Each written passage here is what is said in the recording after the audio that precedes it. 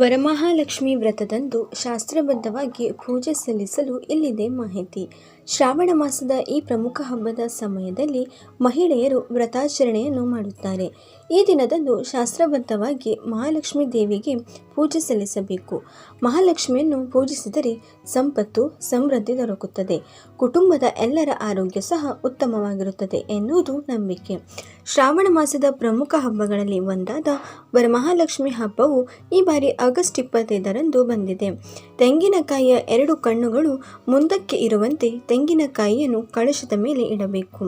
ಈ ರೀತಿ ಕಳಶ ಮತ್ತು ತೆಂಗಿನಕಾಯಿಯು ಲಕ್ಷ್ಮೀ ದೇವಿಯಾಗಬೇಕು. ಇದಕ್ಕಾಗಿ ತೆಂಗಿನಕಾಯಿಗೆ ಲಕ್ಷ್ಮೀ ದೇವಿಯ ಮುಖವಾಡವನ್ನು ಜೋಡಿಸಿರಿ.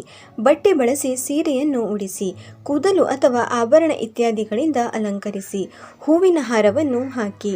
ಕೆಲವರು ದೇವಿಯ ವಿಗ್ರಹವನ್ನು ಬಳಸುತ್ತಾರೆ. ಈ ಮುಖವಾಡಕ್ಕೂ ಕಾಡಿಗೆ ಹಚ್ಚಿ ಅಲಂಕಾರ ಮಾಡುವ ಕ್ರಮವಿದೆ.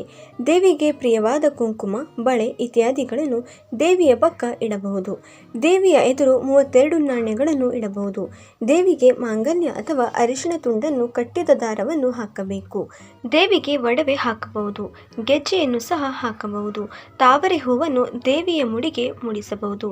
ಈ ರೀತಿಯಾಗಿ ವರಮಹಾಲಕ್ಷ್ಮಿ ವ್ರತದಂದು ಶಾಸ್ತ್ರಬದ್ಧವಾಗಿ ಪೂಜೆಯನ್ನು ಸಲ್ಲಿಸಿ.